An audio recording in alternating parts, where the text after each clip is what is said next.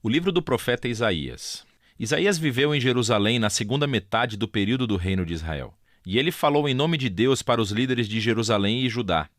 Ele falou primeiramente sobre o julgamento de Deus. Ele advertiu os líderes corruptos de Israel que a sua rebelião contra a aliança deles com Deus teria um custo. Que Deus usaria os grandes impérios da Assíria e depois da Babilônia para julgar Jerusalém, se eles persistissem na idolatria e na opressão dos pobres. Mas esse anúncio foi combinado com uma mensagem de esperança. Isaías acreditava profundamente que um dia Deus cumpriria todas as promessas da aliança, que ele enviaria um rei da linhagem de Davi para estabelecer o reino de Deus. Lembre-se de 2 Samuel 7, que ele iria liderar Israel em obediência a todas as leis da aliança feitas no Monte Sinai. Lembre-se do capítulo 19 de Êxodo. E tudo isso aconteceu para que a bênção e a salvação de Deus fluíssem para todas as nações, como Deus prometeu a Abraão em Gênesis, capítulo 12.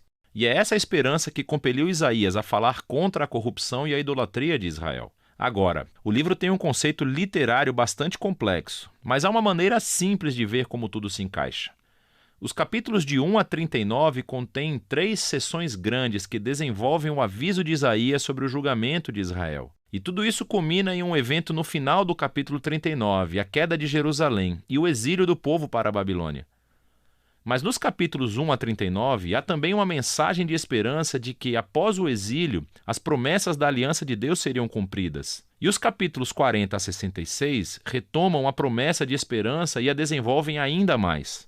Nesse vídeo, vamos nos concentrar nos capítulos de 1 a 39. A primeira parte principal focaliza a visão de julgamento e esperança de Isaías para Jerusalém. E começa quando Isaías acusa os líderes da cidade de rebelião da aliança, idolatria, injustiça. E Deus diz que ele vai julgar a cidade, enviando as nações para conquistar Israel. Isaías diz que isso será como um fogo purificador, que queima tudo o que é inútil em Israel, a fim de criar uma nova Jerusalém, que é povoada por um remanescente que se arrependeu e se voltou para Deus. E Isaías diz que é quando o reino de Deus virá e todas as nações virão ao templo de Jerusalém e aprenderão a justiça de Deus, trazendo uma era de paz e harmonia universal. Agora, esse é o enredo básico do antigo julgamento purificador de Jerusalém na Nova Jerusalém. Isso será repetido várias vezes ao longo do livro, sendo preenchido com detalhes cada vez maiores. Assim, no centro dessa seção está a grande visão de Deus sentado em seu trono, no templo. E ele está cercado por essas criaturas celestiais que estão gritando que Deus é santo, santo, santo. Isaías percebe de repente o quão corrupto ele e o seu povo Israel são. E ele está certo de que ele será destruído pela santidade de Deus. Mas isso não acontece. A santidade de Deus, na forma desse carvão ardente, vem e o queima, mas não para destruir. Pelo contrário, ele o purifica do seu pecado.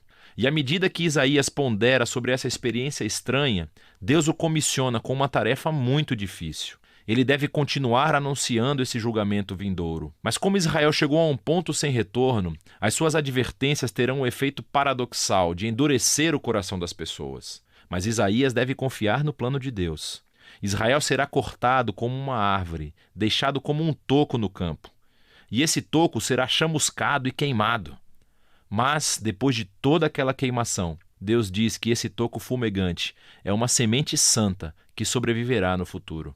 E é um pequeno sinal de esperança, mas quem ou o que é essa semente santa? O resto dessa sessão oferece uma resposta.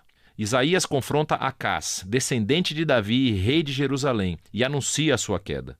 Deus diz que é o grande império da Assíria que primeiro cortará Israel e devastará a terra. Mas há esperança. Por causa da promessa de Deus a Davi, ele enviará, após essa destruição, um novo rei chamado Emanuel, que significa Deus conosco. E o reino de Emanuel vai libertar o povo de Deus de impérios violentos e opressivos.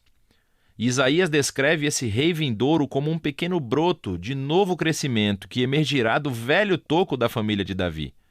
É esse rei que é a semente santa do capítulo 6. E o rei será capacitado pelo Espírito de Deus para governar uma nova Jerusalém e trazer justiça para os pobres. E todas as nações procurarão esse rei messiânico para obter orientação. Seu reino transformará toda a criação, trazendo paz. Agora, você terminou os capítulos de 1 a 12 com uma boa impressão da mensagem de julgamento e esperança de Isaías. Mas quando tudo isso acontecerá?